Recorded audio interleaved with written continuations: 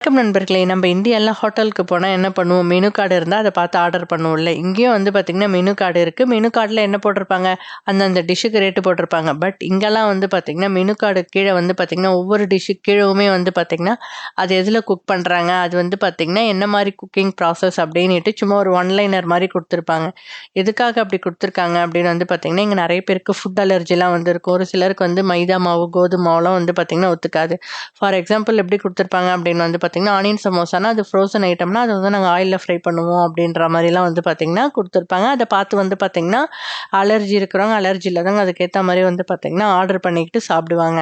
அது மட்டும் இல்லாமல் இங்கே பார்த்திங்கன்னா நம்ம எந்த மாதிரி டிஷ் ஆர்டர் பண்ணாலுமே அதில் கண்டிப்பாக சேலட் இல்லாமல் இருக்காது. எதுக்காக பார்த்திங்கன்னா நாங்கள் ஆர்டர் பண்ணது ஒரு சமோசா, பட் அதுக்குமே பார்த்திங்கன்னா அவங்க டயட்டை மெயின்டைன் பண்ணுறதுக்காக சேலடோடு கொடுப்பாங்க. அப்புறம் பார்த்திங்கன்னா நாங்கள் ஆர்டர் பண்ண டிஷ் வந்துடுச்சு. அதுக்கு அழகாக டெக்கரேஷன்லாம் பண்ணியிருந்தாங்க. அதெல்லாம் பார்த்துட்டு சாப்பிட்டு வந்துட்டோம். பாய்.